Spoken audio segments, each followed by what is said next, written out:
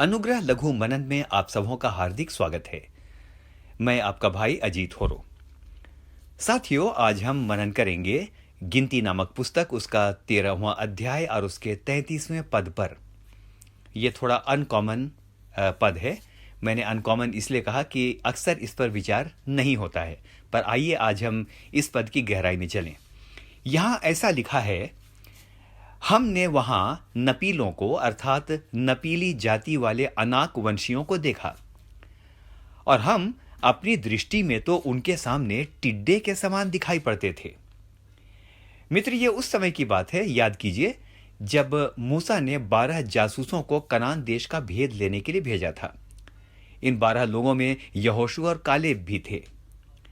वचन बताता है कि जब वे भेद लेकर वापस आए तो इन 12 में से 10 लोग इतने नेगेटिव हो गए, इतने नकारात्मक हो गए कि उनकी रिपोर्ट से सारे इस्राएलियों के बीच में खलबली मच गई। इन 10 लोगों ने रिपोर्ट क्या दी, आपको बताता हूं। उन्होंने ये रिपोर्ट दी कि वे किसी भी तरह से कनान देश पर अधिकार नहीं कर सकते हैं, क्योंकि कनान के अनाकवंशी लोग बहुत ही शक्तिशाली लोग हैं। उनका डील डॉल बहुत बड़ा है और वो बहुत ही ताकतवर लोग हैं। और इन्होंने रिपोर्ट ये दी, हम तो उनके सामने कुछ भी नहीं है। मित्रों, इस नेगेटिव रिपोर्ट को सुनकर इस्राएलियों में इतना भय समा गया कि उन लोगों ने मिस्र वापस लौटने की ठान ली। वचन कहता है, उन्होंने एक मीटिंग की और आपस में कहा कि चलो अब मूसा को हटाकर हम किसी और को अपना अगुआ बना लें और हम मिस्र वापस लौट चले। मित्रों, ये 10 लोग इतने डर गए थे कि उन्होंने अपने आप को अनाक वंशियों के सामने बहुत ही तुच्छ, बहुत ही दुर्बल, बहुत ही कमजोर और बहुत ही निकृष्ट महसूस किया। वे हीन भावना से भर गए। अंग्रेजी में कहें तो इस समय हम कह सकते हैं, दे वर फिल्ड विद द इंफेरियोरिटी कॉम्प्लेक्स। और उन्होंने कनान वासियों के सामने अपनी तुलना किससे की? अभी अभी हमने पढ़ा, उन्होंने कनान वासियों के सामने अपनी तुलना टिड्डियों से की। मित्र, वे भूल गए थे कि उनके साथ साथ चलने वाला यहोवा परमेश्वर कितना सामर्थी है। वे भूल गए थे कि किस प्रकार यहोवा ने 10 भारी चमत्कारों को दिखाकर उन्हें मिस्र की गुलामी से बाहर निकाला था। वे भूल गए थे कि किस प्रकार आकाश से मन्ना परमेश्वर ने उन पर बरसाया था और चट्टान से पानी निकालकर उन्हें पिलाया था। वे भूल गए, मेरे मित्रों, की विकराल लाल समुद्र को भी उसी परमेश्वर यहोवा ने अपने भुजबल से 2 भागों में कर दिया था। वे भूल गए और वे कहने लगे, हम तो उनके सामने टिड्डे के समान हैं। मित्र, टिड्डी को अंग्रेजी में ग्रास हुपर कहा जाता है, ये आप सब जानते हैं। अब हमारे जीवनों में भी कई बार, जानते हैं क्या होता है, हमारे जीवनों में भी कई बार हम ग्रास हुपर सिंड्रोम का शिकार हो जाते हैं। ग्रास हुपर सिंड्रोम एक नया शब्द आपके लिए लेकर के आया हूं। ग्रास हुपर सिंड्रोम मतलब अपने आप को टिड्डे की तरह फील करना। हमारे सामने हमारी परिस्थितियां कई बार इतनी भयानक, जटिल और विकराल हो जाती हैं कि उसके सामने हम अपने आप को बहुत छोटा और तुच्छ समझने लगते हैं।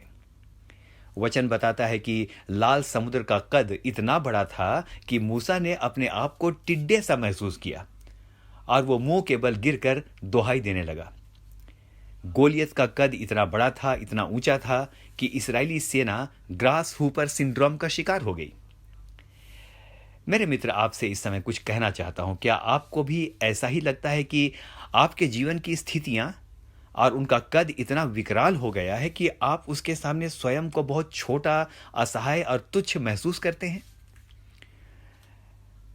आपकी परिस्थिति आर्थिक, सामाजिक, शारीरिक दुर्बलता कुछ भी हो सकती है। मित्र, हम भी बहुत बार, हमें मानना चाहिए कि हम भी अक्सर ग्रास हुपर सिंड्रोम का शिकार हो जाते हैं मनुष्य होने के नाते, और कई बार हम भूल जाते हैं कि वचन क्या कहता है।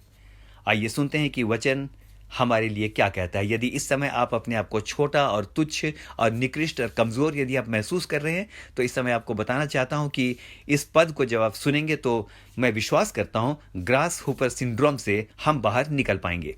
तो आइए सुनते हैं क्या लिखा है। पहला यूहन्ना 4:4, उसमें वचन इस प्रकार से कहता है, हे बालकों, तुम परमेश्वर के हो और तुमने उस पर जय पाई है, क्योंकि जो तुम में है, मैं रिपीट करूंगा, क्योंकि जो तुम में है वह उससे जो संसार में है बड़ा है। हाँ मेरे मित्र, कितने आनंद की बात। आनंद के साथ इस समय हम सोच सकते हैं मेरे मित्र कि परमेश्वर जो हम में है, उन समस्याओं से, शैतान की उन युक्तियों से जो इस संसार में हैं, निश्चय बड़ा ही नहीं, बहुत बड़ा है। और वो सारे कार्यों को हमारे पक्ष में करने के लिए सामर्थ्य है। मुझे वो गीत याद आता है इस समय। वो गीत आपने भी सुना होगा, बड़ा अच्छा, उसके शब्द बड़े अच्छे हैं।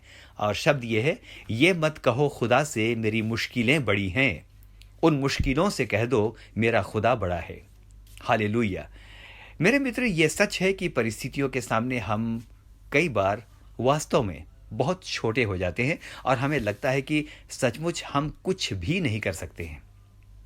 लेकिन जब ऐसा लगने लगे, जब आप पर ग्रास हुपर सिंड्रोम हावी होने लगे, जब आप अशक्त और लाचार महसूस करने लगें, तो हमेशा याद रखिए इस वचन को। फिलिपियों 4 और उसके 13 में संत पौलुस इस प्रकार से कहता है, और इस समय यह पद मैं आपको देना चाहता हूं। देखिए क्या कहता है संत पौलुस, फिलिपियों 4 उसका 13, जो मुझे सामर्थ्य देता है उसमें मैं सब कुछ कर सकता हूं। मित्र, मुझे लगता है कि हम बड़ी विनम्रता से आज जब इस मनन को सुन रहे हैं, इस बात को कह सकते हैं बड़ी नम्रता के साथ कि यह सच है कि मैं अपने से कुछ नहीं कर सकता, लेकिन यह भी उतना ही सच है कि जो मुझे सामर्थ्य देता है उसमें मैं सब कुछ कर सकता हूं।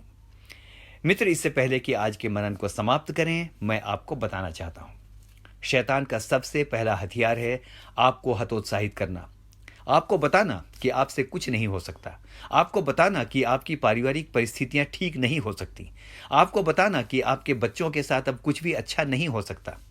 आपको शैतान बार बार ये बताएगा, सबूत के साथ बताएगा कि आपकी सारी परिस्थितियां इतनी खराब हैं कि अब कुछ नहीं हो सकता, आप उन्नति नहीं कर सकते, आप तुच्छ हैं।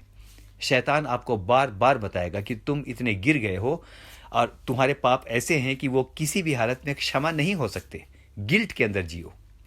शैतान बार बार बताएगा आप भी टिड्डे के समान हैं, आप हार चुके हैं।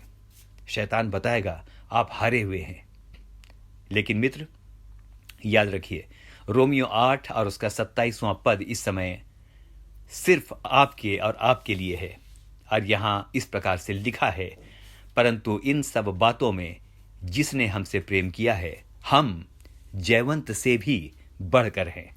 आइए अपने विजय की घोषणा करें, आइए अपनी कमजोरियों के ऊपर विजय की घोषणा करें, आइए अपने बीमार शरीर के ऊपर हाथ रखकर इस समय इस बीमारी के विकराल कद के सामने, यद्यपि हम टिड्डे का सब महसूस कर रहे हैं, विजय की घोषणा करें। आइए अपनी सारी परीक्षाओं से जिनसे कि हम लड़ रहे हैं, अपने पर हाथ रखकर विजय की घोषणा करें और हम कहें, हम इनके सामने टिड्डे कैसे दिखाई नहीं पड़ते, लेकिन हम इन विकराल समस्याओं के सामने भी जयवंत से भी बढ़कर है। हम में से हर एक को परमेश्वर बहुत आयत के साथ आशीष दे। आपको एनकरेज करना चाहता हूं मेरे अति प्रिय मित्रों कि आप इन मैसेजेस को, इन ऑडियो पोस्ट्स को आप खूब आप शेयर करें, लोगों तक आप भेजें, ताकि लोग भी अपने जीवनों के अंदर उत्साहित अनुभव करें। आपसे निवेदन है कि इसके YouTube चैनल, इसके लिंक को भी आप लोगों के साथ शेयर करें। जहां तक संभव है आप ज़रूर लोगों को बताएं। और एक निवेदन और है कि आप फेसबुक पर भी हमको फॉलो कर सकते हैं। आप में से हर एक को परमेश्वर बहुत आयत के साथ आशीष दे।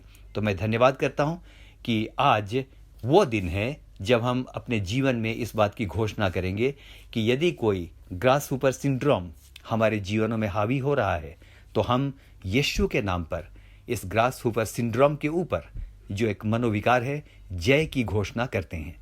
हम में से हर एक को परमेश्वर आशीष दे। आमीन और फिर से आमीन।